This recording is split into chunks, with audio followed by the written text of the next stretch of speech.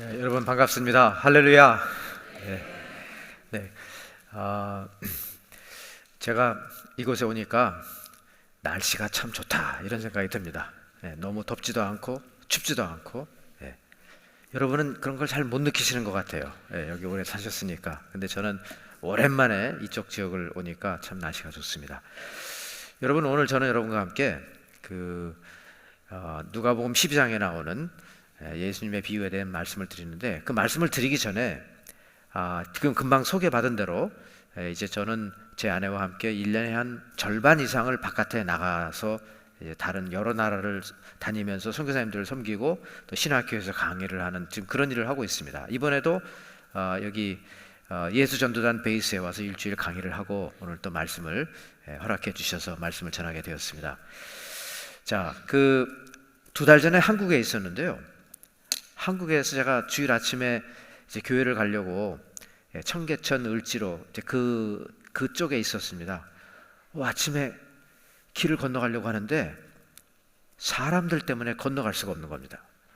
몰랐는데 그날이 또 서울 마라톤 대회가 있는 날이었습니다.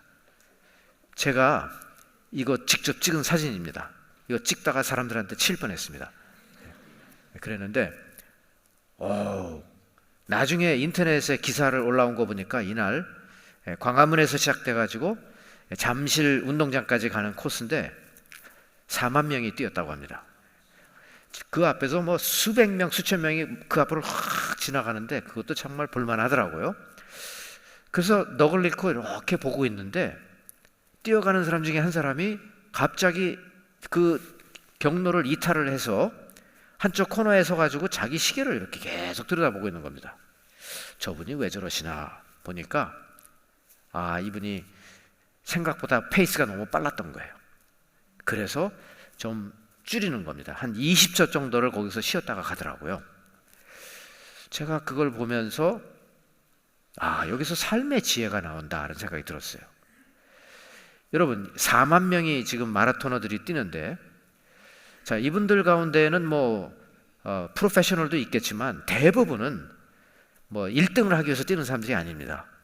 자기 건강을 위해서 또 자기가 세운 목표를 향해서 자기 페이스를 가지고 뛰는 사람들인 겁니다.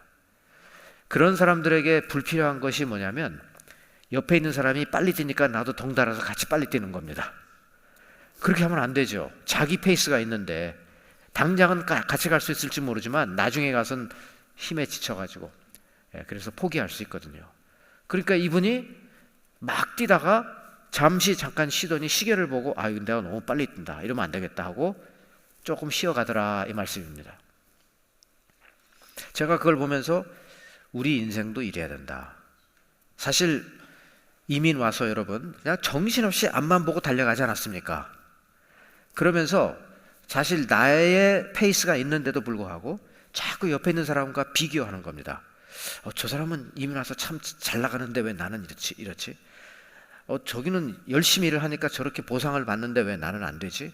하면서 저 집은 애들을 별로 제대로 키우지도 못하는데 애들은 잘 되고 우리는 열심히 키우는데 우리 애들은 좀 그렇고 왜 이렇지? 여러분, 이렇게 우리가 만일 우리의 삶을 비교하고 자꾸 옆에를 보면서 산다면요, 이거 피곤합니다. 그것이 아니라 하나님께서 왜 나를 이 땅에 보내셨을까? 그리고 지금 내가 뛰어가야 할 믿음의 경주는 어떤 것인가? 그리고 이제 내가 주님을 만날 때 주님께 나는 무엇을 준비해서 드릴 수 있을 것인가? 오늘 저는 여러분 이런 이야기를 여러분과 함께 나누려고 합니다. 특히 오늘 본문은 탐심에 대한 이야기입니다. 사실 우리 마음속에 탐심이 들어가면 계속 옆에 있는 사람들하고 비교하게 됩니다. 저기는 정말 많이 돈도 벌었고 가진 것도 많은데 우리는 뭐야? 이렇게 되는 거죠. 자, 오늘 본문 그 배경을 잠깐 말씀드리겠습니다. 어떤 사람이 예수님께 다가와서 예수님, 저를 좀 도와주십시오. 지금 형하고 재산 싸움이 일어났습니다. 부모님의 유산을 상속받아야 되는데 형이 제대로 유산을 제 몫을 주지 않고 있습니다. 그러니까 예수님 좀 여기 좀 개입해 주셔서 우리 사이에 해결 좀 해 주십시오. 성경에 보면 예수님이 그런 표현은 안 나와 있지만 그런 것 같아요. 짜증이 나셨어요. 아니 내가 이런 일 하러 여기 왔는 줄 아느냐. 그러면서 이제 그 형제들 사이에 싸움을 말린 것이 아니라 어리석은 부자의 비유를 들어서 너희들 한번 이것 좀 들어봐라 라고 말씀을 하십니다. 우리가 오늘은 16절부터 읽었지만 15절에 보시면 이런 표현이 있어요. 삼가 모든 탐심을 물리쳐라. 사람의 생명이 그 소유에 넉넉한 데 있지 아니하리라. 이런 말씀이 있습니다. 그러니까 이제 이 비유로 들어가시기 전에, 설명을 해주시기 전에, 자, 이 비유에서 핵심되는 단어는 탐심이다. 우리 안에 들어있는 탐심을 물리쳐야 된다라는 내용을 우리에게 가르쳐 주시는 겁니다. 그런데 여러분, 이 탐심이라는 단어가 원어를 보니까 두 단어의 합성어입니다. 하나는 더 많이, 그리고 또 하나는 같다. 그러니까 더 많은 것을 갖다. 그게 탐심이라는 겁니다. 우리가 하나님께서 주신 것으로 만족을 하면 되는데 자꾸 옆에 사람과 비교를 하면서 더 갖고 싶은 겁니다. 더 갖고 싶다 보니까 탐심이 생긴다는 겁니다. 사도 바울이 똑같은 단어 탐심을 골로새서 3장 5절로 6절에서 사용하고 있는데, 그러므로 땅에 있는 지체를 죽이라. 곧 음란과 부정과 사욕과 악한 정욕과 탐심이니, 탐심은 곧 우상숭배니라. 이것들로 말미암아 하나님의 진노가 임하느니라. 자, 여기 잘 보시면요, 탐심이라는 단어를 지금 사도 바울은 우상숭배와 동일시하고 있습니다. 이제 이 땅에 속한 그 땅에 속한 지체들이 많은데 음란도 있고 부정도 있고 다 있는데 특히 탐심을 조심하라. 탐심은 우상숭배다. 이렇게 말하고 있습니다. 이게 무슨 말이냐면, 우상숭배라는 게 그런 거 아니겠습니까? 우리 마음속 한복판에 하나님이 계셔야 할 곳을 대신 차지하고 있는 것이 우상입니다. 탐심이 그렇게 될 수 있다는 겁니다. 사람이 욕심이 자꾸 생기면은 자꾸 남의 것을 탐내고 비교하고 더 갖기를 원하는 이런 탐심이 생기면요, 이것이 나도 모르게 주님이 계셔야 될 내 마음속 한복판을 차지하면서 나의 신이 되어버리는 겁니다. 그래서 예수님은 하나님과 그리고 이 재물을 동시에 섬길 수 없다라고 말씀하신 것입니다. 왜냐하면 이 탐심이, 재물에 대한 욕심이 결국 우리 안에 우상이 되기 때문에 그렇습니다. 성경을 읽어보면 탐심으로 인해서 공동체가 막 무너지는 것도 보았습니다. 여호수아 7장에 보면 아간이 죄를 짓잖아요. 전리품의 일부를 자기 텐트 속에 숨겨놓고 그것을 취하려고 했을 때 이스라엘 민족이 그만 전쟁에 나가서 지는 그런 일이 일어납니다. 그러니까 이 탐심은 참 위험한 겁니다. 한 가족을 어렵게 할 수도 있고 공동체를 어렵게 할 수도 있습니다.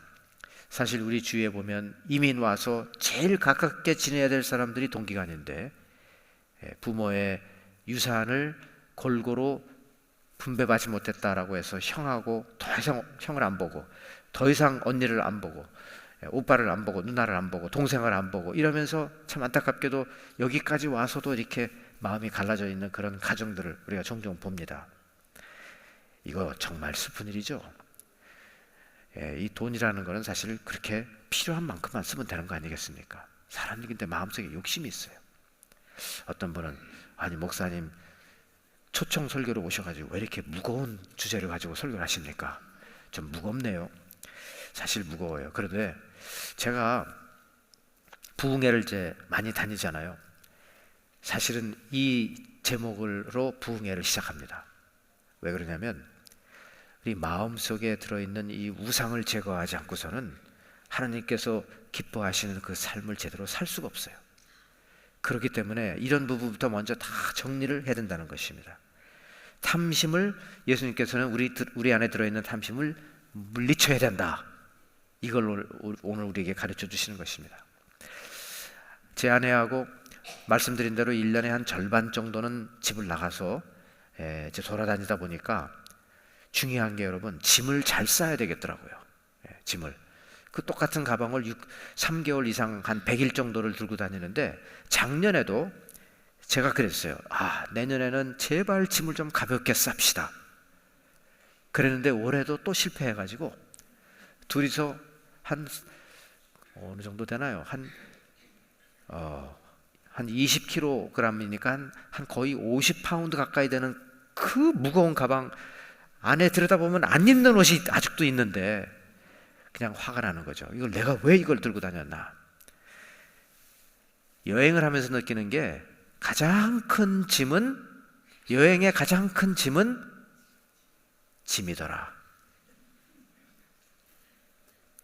뭔 소리요? 이렇게 지금 말씀하시는데 그 정확한 얘기입니다. 여행을 하면서 가장 큰 짐은 짐이더라. 인생을 하나의 여행이라고 생각해 보셨을 때 우리 안에 불필요한 것들 가지고 다 다니면 그 큰 짐입니다, 여러분.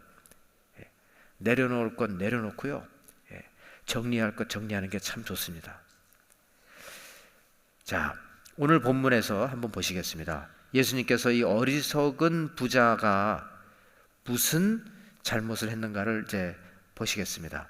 자, 여기 내용 우리가 잘 아는 대로 지금 이 부자에게 큰 풍년이 왔어요.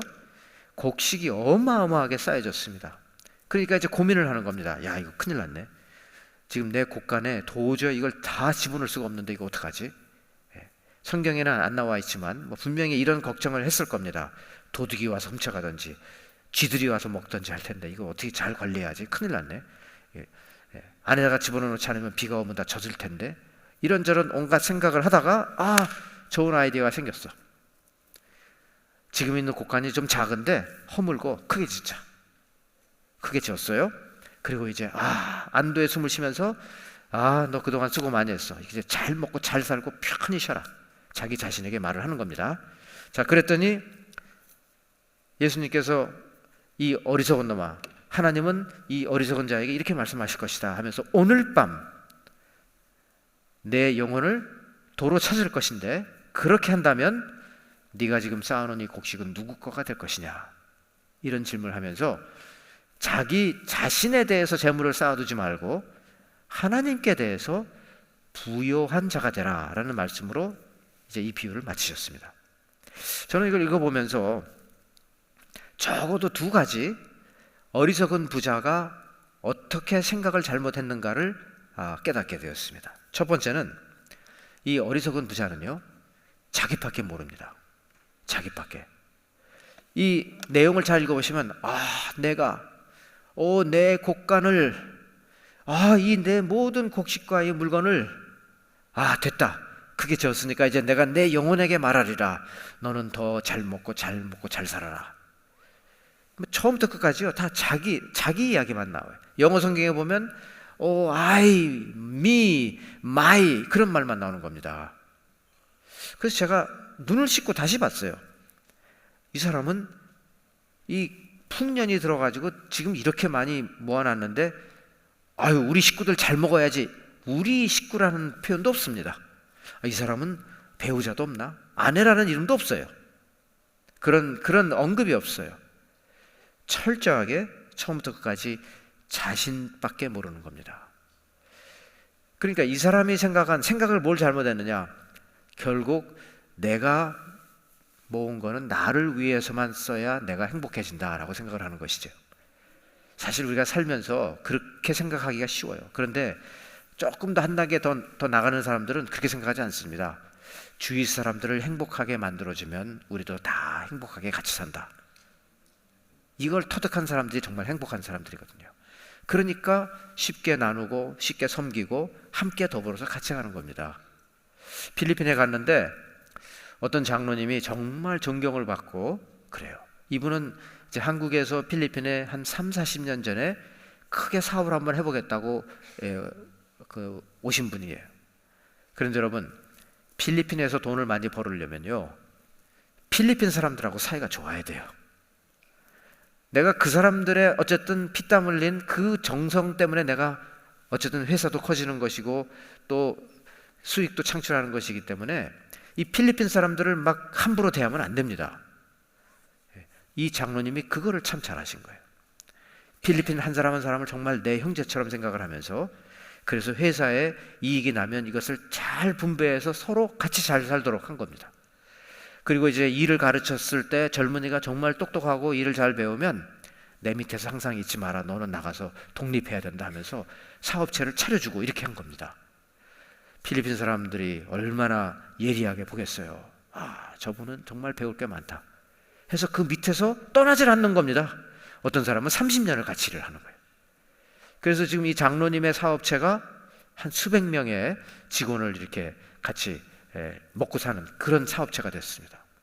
필리핀에서 이름만 대면 금방 아는 아주 그런 비즈니스맨이 됐어요. 교회에 신앙 참 좋은 장로님이 있다 보니까 여러분, 이분이요, 필리핀 사람들도 가려고 하지 않는 곳을 찾아가서 그 사람들을 위로해 주는 겁니다. 필리핀에도 한센병 환자들이 있거든요. 그래서 이 한센병 환자, 그 문둥병이라고 옛날에 그랬죠. 그 환자촌을 자주 가시는 거예요, 이분이. 그러니까 필리핀 사람들이 감동을 받아가지고, 야, 우리도 이거 참 가기 힘든 데인데 우리 회사 사장님은 이렇게 하시나 하면서 그분 따라서 같이 선교를 하고 있어요, 지금. 제가 이런 걸 보면서 나만 생각하는 사람 주위에는 사람들이 같이 오질 않습니다. 우리가 함께 더불어서 같이 가야 되는 거죠. 아멘입니까? 네. 오늘 이 어리석은 부자의 재앙이라고 하는 표현을 전 썼어요. 재앙. 사고의 재앙이 첫 번째는 뭐냐면 자신밖에 모르고 그 사람의 삶 속에는 다른 사람이 없었다는 겁니다. 이것이 문제예요. 이것이. 두 번째, 이 사람의 재앙이 또 무엇이었느냐, 사고의 재앙이 또 무엇이었는가 볼 때 이 사람은 말입니다, 마치 이 땅에서 영원히 살 것처럼 미래를 계획하고 있었어요. 자기는 이 세상을 떠난다는 생각은 한 번도 해본 적이 없는 것 같아요. 혹시 여러분, 나는 이 세상에서 안 떠날 것 같습니다, 그런 분 계십니까? 네.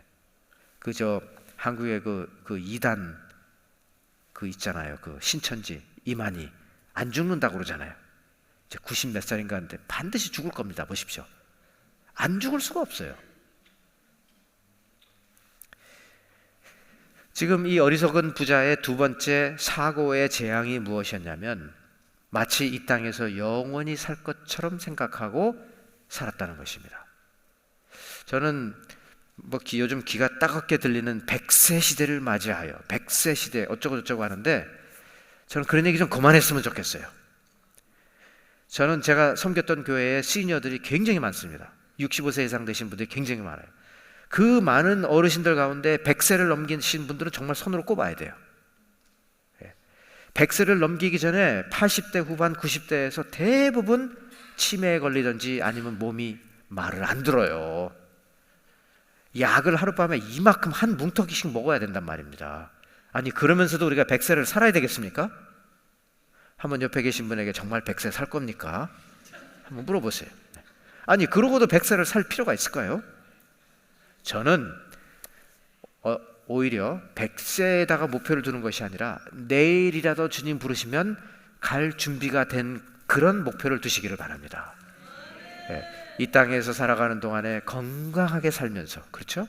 그러나 우리 한치 앞길은 몰라요. 주님이 언제 우리를 부르실지. 그러나 주님 부르셨을 때 하나님 앞에 부요한 자가 되십시오. 하나님께서 부르실 때 네, 갑니다, 준비됐습니다 라고 해야지. 은행 잔고가 이렇게나 남았는데 이거 못 써먹고 가네? 이거 억울한 거죠. 그냥 이렇게 저렇게 아끼면서 은행 잔고는 많이 남겨두었는데 어떻게 우리 자식이나 주고 가자. 여러분, 자식들에게 많은 재산을 남기고 간다고 해서 그 자식이 행복해질 것이라고 착각하지 마십시오. 반드시 그렇게 되지는 않습니다. 물론 삶을 편하게 집이라도 한 채 주고 가면 편하게 살겠죠. 평생 모계지 걱정 안 하면서 살겠죠. 그렇지만 여러분, 그것보다 더 중요한 것은 신앙의 유산을 남기고 가는 겁니다. 이렇게 예수를 믿으면 너는 올바로 산다는 거예요. 이렇게 예수를 믿으면 하나님이 너의 삶을 끝까지 책임져 주신다라는 신앙의 믿음의 유산을 남기시기 바랍니다. 이것이 집 한 채씩 주고 가는 것보다 훨씬 나아요. 훨씬 나아요. 왜 그러냐면 저는 목회하면서 부모에게서 그런 걸 받았죠. 아이고, 교회도 안 나와요, 그다음부터는. 왜? 놀러 갈 생각이나 하니까. 그렇게 해서 그 인생을 망치는 것보다는 차라리 배고프더라도 주님을 찾는 그런 인생이 더 낫다는 겁니다. 예. 여기는 아멘이 좀 많은데 뒤쪽으로 갈수록 아멘이 별로 안 들리는데 왜 그런 겁니까? 농담이었어요, 농담. 네. 여러분, 여기엔 다 아멘을 하실 수 있기를 바랍니다. 예. 예. 우리 이민 1세대 이민 와서 참 고생 많이들 했어요. 예. 많이들 하셨어요. 우리 자녀들에게 가급적이면 좀 큰 집에서 살고 좋은 차 좀 굴리고 좀 원하는 거 다 할 수 있는 그런 자녀들이 됐으면 바라는데, 문제는 말입니다, 그렇게 될수록 자꾸 주님으로부터 멀어지니까 문제예요. 이런 핑계 저런 핑계 대면서 자기 좋은 일 하면서 주님과 멀어집니다. 저는 그것보다는 차라리 배가 고프더라도 주님을 바라보는 삶이 더 낫다는 겁니다. 여러분, 지금 이 사람의 두 번째 사고적인 재앙이 무엇이었냐면, 마치 본인이 이 땅에서 영원히 살 것처럼 그 창고에 곡간에 모아놓은 모든 곡식을 자기가 죽을 때까지 다 먹고 죽을 것처럼 착각을 했다는 겁니다. 안 그렇거든요. 안 그래요. 그러다 보니까 이 사람은 이 땅에서는 부유했지만 하나님 앞에서는 심각할 정도로 빈곤한 자였습니다. 오늘 밤이라도 주님이 부르셔서 주님, 너 날 위해서 뭐 했느냐라고 했을 때 주님께 드릴 게 아무것도 없습니다. 아무것도 없는 사람이 된 겁니다. 여러분, 이거 참 안타깝죠? 안타까워요. 제가 필리핀에 지방에 가서 말씀을 전하는데, 말씀을 전하고 나니까 어떤 사람하고 이제 대화를 하면서 이렇게 됐어요. 목사님 오늘 말씀 고맙습니다. 저는요, 저도 한때는 정말 이 땅에서만 사는 줄 알았습니다. 하나님 앞에 뭐 별로 드릴 게 아무것도 없었습니다. 뭐 하시는 분이세요? 저는 이발사입니다. 이발소를 한 20-30년 했습니다. 그래요? 근데 어떻게 시간 낭비를 그렇게 했다는 말씀입니까? 글쎄, 이 깨달음이 오기 전에는 그냥 손님들이 오면 그 의자에 앉혀놓고 20분, 30분 머리를 깎으면서 온갖 잡다한 이야기를 했는데, 뒤돌아서면 무슨 얘기를 했는지 하나도 기억이 안 나는 그런 쓸데없는 얘기나 하면서 짓거리면서 살았다는 거예요. 그런데 어느 날 시간이 너무 아깝다고 느껴졌다는 겁니다. 지금 내 앞에 20분, 30분 동안 이 사람을 꼭 묶어놓고 지금 내가 있는데, 그러면 이 사람한테 내가 복음을 전해야 되는 게 아니냐. 이 사람 어디 갈 수도 없어, 20분 동안. 그러면 복음을 전해야 된다. 복음을 전했다는 거예요. 어떤 사람은 그냥 듣고 떠났지만, 어떤 사람은 여기에 반응을 보이면서 좀 더 얘기합시다. 나한테 성경을 좀 가르쳐 주십시오. 이렇게 되어서 소그룹 성경 공부가 3개가 태어났다는 겁니다. 일주일 동안 3개의 소그룹 성경 공부를 운영을 하다가 이것이 3개의 가정교회가 현재 되었다는 것입니다. 여러분, 이분은 주님 앞에 갔을 때 부자입니다. 부자. 영적인 부자예요. 여러분, 우리 안에 엉뚱한 것으로 자꾸 탐심, 이 부자는 지금 자기만 생각하고 이 땅에서 영원히 살 것처럼 하나님 앞에서는 빈곤하게 그렇게 살았습니다. 왜? 이 안에 탐심이 있었기 때문에. 이 탐심을 물리치기 위해서 우리는 어떻게 해야 되느냐? 여러분, 탐심을 물리치기 위해서 우리는 주님을 바라봐야 돼요. 주님이 우리에게 가르쳐 주신 것이 받는 것보다 주는 것이 더 복되도다라고 말씀하셨어요. 그러므로 여러분, 이 탐심은 나누면서 물리쳐야 되는 겁니다. 좀 이렇게 누굴 줄 때 아깝다라고 느낄 수 있잖아요. 근데 그걸 극복해야 됩니다. 그리고 그걸 꼭 필요한 사람이 받아서 기뻐하는 모습을 보고 나도 기뻐할 수 있어야 되는 겁니다. 여기에서 우리의 정말 진정한 행복이 오기 때문에 그렇습니다. 그러므로 여러분, 나눔에 익숙해지시기를 축원합니다. 그렇다고 여러분, 세상에 많은 사람들이 돈이 많다고 해서 잘 나누는 것도 아니에요. 지금 미국에 몇 손가락 안에 드는 최대 갑부, 이분 아십니까?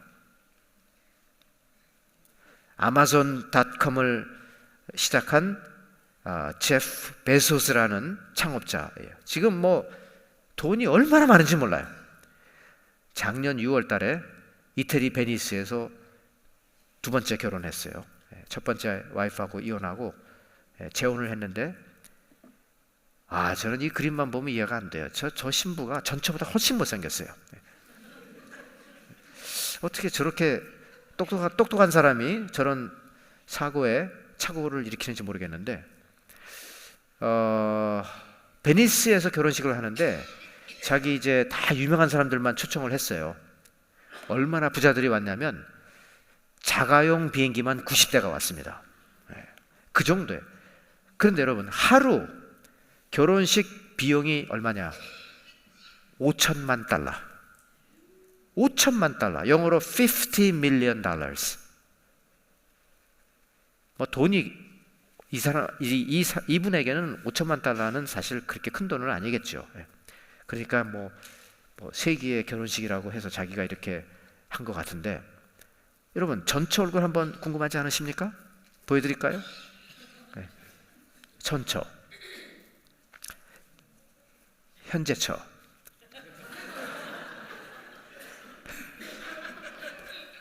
근데 여러분, 전처 맥켄지 스캇은 지금 뭘 하고 있냐면요, 이분은 이제 이혼을 하면서 자기의 또 지분을 받았잖아요. 전부 다 도네이션 하고 있어요.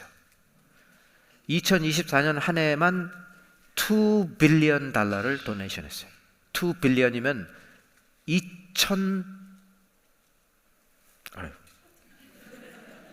빌리언이면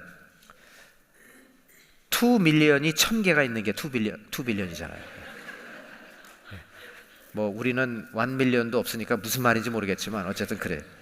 여러분, 지금까지 누적 합계로 more than 20 billion, close to 26 billion을 도네이션 했어요. 근데 이분은 지금 미국의 기부 문화를 바꿔가고 있는 사람입니다. 이 기부 단체를 보면 기부하는 사람들이 굉장히 깐깐해요. 사업 계획을 가지고 와라. 그리고 어떻게 사업을 할 것인지 1년 동안 이제 기부금을 받아서 그걸로 철저하게 보고해라. 그럼 우리가 또 이걸 이밸류에이션을 해서 내년에 줄지 말지를 또 결정하겠다. 뭐 이렇게 굉장히 까다로워요, 절차가. 근데 이분은 그런 걸 다 없애버렸어요. 일단 그 단체를 신뢰하면 무조건 주는 거예요. 알아서 하고 보고서도 줄 필요 없습니다. 그래서 지금 수천 개의 자선단체에 도네이션을 했는데, 한 예를 들면은 Habitat for Humanity, 그 집 지어주는 그룹 있지 않습니까? 여기에 기부한 돈으로 현재 전 세계 17개국의 수십만 명의 주거 안정이 개선됐습니다. 이런 식으로 뭐 어마어마하게 일을 하고 있는 겁니다. 이해가 안 된다는 거예요, 이해가. 어떻게 이렇게 같은 부부였는데 가는 길이 다르냐는 겁니다. 저는 이분이 크리스찬인지 아닌지는 잘 몰라요. 그런데 이분은 어떤 생각을 하고 있냐면, 내가 가지고 있는 것을 다른 사람들과 나눔으로써 내가 행복해진다는 겁니다. 그거는 상당히 그건 진리 아니겠습니까? 이 어리석은 부자는 다 자기가 끌어모으고 내가 이걸 즐겨야만 행복할 것이라고 생각했는데 천만의 말씀이에요. 사실 행복은 나눌 때 이게 더 증가되는 겁니다. 세상의 물질은 영원하지 못해요. 있다가도 사라지고 없다가도 생기는 것입니다. 그러나 우리의 삶을 지키시고 인도하시는 예수 그리스도는 어제나 오늘이나 영원토록 동일하십니다. 우리는 그분에게 초점을 맞춰야 되고 그분이 가르치신 대로 탐심을 제거해야 할 줄 믿습니다. 그리고 하나님 앞에 부요한 자가 되기 위해서 노력해야 할 줄 믿습니다. 제가 이제 존경하는 목사님이세요. 제가 토론토 영락교회 3대 목사로 은퇴를 했는데, 이분은 1대 목사이십니다. 교회를 한 50년 전에 개척을 하신 분인데, 이분이 평양에서 이제 어머니 막내 아들로 태어났어요. 어머니가 늘 무릎하게 앉히고 기도하면서 아들에게 너는 꼭 저 훌륭하신 저 마포 사멜 선교사님처럼 선교사가 되거라. 그래서 이분이 군선교도 오래 하신 분이고 토론토에 오셔서 이제 늦지막한 나이에 교회를 개척해서 67세가 되었을 때 은퇴를 하시고, 그 당시에 소련이라고 불리울 때 소련 레닌그라드에 가셔서 83세가 될 때까지 16년을 선교하셨어요. 그리고 이제 돌아오셔서 1, 2년 후에 돌아가셨는데, 저는 태어나서 이분처럼 이렇게 나눔의 달인인 분은 못 봤어요. 그냥 처음 보는 사람도 밥을 사주셔야만 돼요. 본인이 항상 먼저 지갑을 여시는 분입니다. 얼마나 심각했냐면 2번이나 신용불량자가 됐어요. 그래서 교회 장로님들이 모여가지고 이머전시 당회를 2번이나 하면서 그거를 해결해 드렸다고요. 3번째는 정중하게 사모님에게 가서, 사모님 이제 제발 이런 일이 없게 해주세요. 교회도 이제 어느 정도 못합니다. 사모님께서 말입니다, 세탁소를 하시면서 이 목사님의 이거 고집 못 꺾는다는 거예요. 뒤에서 이걸 다 서포트 하셨다니까요. 대단한 분이에요. 대단한 분. 근데 한 번은 이제 제가 레닌그라드가 이름이 바뀌어서 성피터스부르크가 됐는데, 러시아로 변했을 때 90년대 초반이에요. 그때만 해도 성피터스부르크에 가면은 너무 먹을 게 없는 겁니다. 마트에 가면 선반에 먹을 게 파는 게 없어요. 아침에 이제 추록이 이렇게 오면 사람들이 줄을 서가지고 그 빵 배급을 받는 겁니다. 그럴 때였는데, 우리는 이제 토론토에서 비행기를 타고 모스크바에 내려서 모스크바에서 또 기차를 타고 성피터스부르크 가가지고 막 너무 피곤해가지고 막 또 이러고 있는데 말입니다. 막 몸을 못 가누고 있는데 막 코를 찌르는 구수한 냄새가 들어오는 거예요. 야, 이게 뭘까? 이건 라면 냄새가 왜 나지? 보니까 어르신께서 새벽에 일어나셔가지고 라면 한 박스를 찢어가지고 우리 한 10명 정도 간 대학생들 라면을 끓여주시는 거예요. 아이고, 막 그냥 돗대기 시장처럼 그냥 이 친구들 몰려들어가지고 그냥 그 라면을 먹는 게 아니라 다 들이마시는 겁니다. 저도 막 배고파지고 막 먹고 있는데, 아이고, 요즘 말로 말하면 현타가 왔다고 그러죠. 아이고, 딱 중간쯤 됐는데 제 음성, 스스로 제가 제 자신에게 자책하는 음성이 들리는 거예요. 야 민호야, 너 이놈아, 너는 언제까지 인생을 그렇게 살 거냐? 야, 너 좀 봐라. 여기 지금 러시아 땅에서 저 라면이 얼마나 귀하냐? 그러면 네가 10명 대학생들을 인솔해서 왔으면 저런 라면 박스를 10개를 들고 왔어도 부족한데, 아니 그거 지금 목사님 저거 갖고 한 달을 나실지 얼마를 나실지 모르는데 저거를 찢어가지고 저걸 우리를 섬기셨다고 저걸 좋아가지고 먹고 있어, 이 멍청한 놈아. 아유, 제가 어디 숨고 싶더라고요.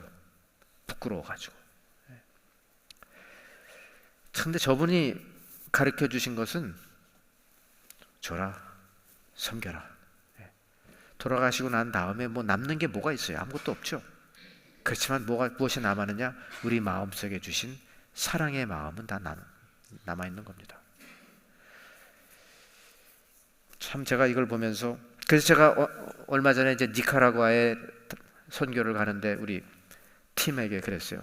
우리가 선교사님 새 가정을 방문하니까 이민 가방으로 새 가방을 좀 준비해 주세요. 그 안에 고추장, 된장, 김, 라면 꽉꽉 채워가지고 좀 준비해 주세요.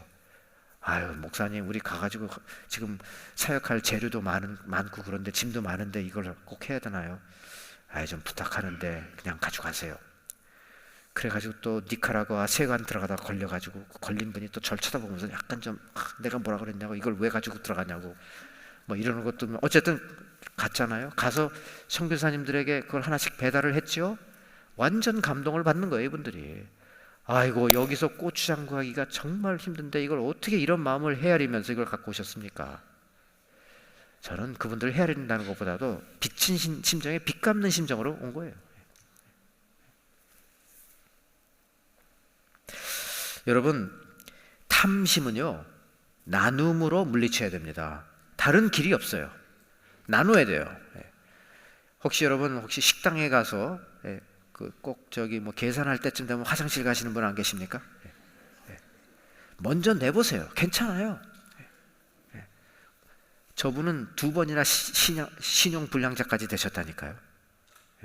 그런데 세상을 떠나시고 하나님 부르심을 받고 나서 보니까 맞아, 저렇게 사는 게 맞는 거였어요. 근데 세상 떠나신 분들 가운데 제가 섬겼던 어떤 집사님은 제가 밥을 3번이나 샀는데 그분은 한 번도 저한테 밥을 산 적이 없어요. 지금도 이해가 안 돼요. 이게 어떻게 가능한지. 여러분, 그 돈 다 모아가지고 어디 가져가시려고요? 자녀들에게 물려준다고요? 독이 될 수가 있고 해가 될 수가 있어요, 여러분. 그것보다 더 중요한 것은 주는 마음을 가르쳐 주세요. 섬기는 모습을 보여주세요. 이것이 더 훌륭한 유산입니다.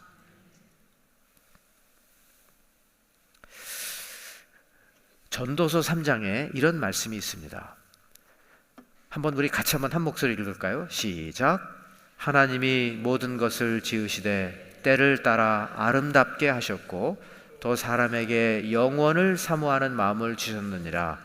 그러나 하나님의 하시는 일에 시종을 사람으로 측량할 수 없게 하셨도다. 우리는 사실 우리 다 앞뒤를 다 알 수가 없어요. 시종을 알 수 없어요. 그러나 한 가지 하나님께서 우리에게 주신 것은 영원을 사모하는 마음을 주셨다.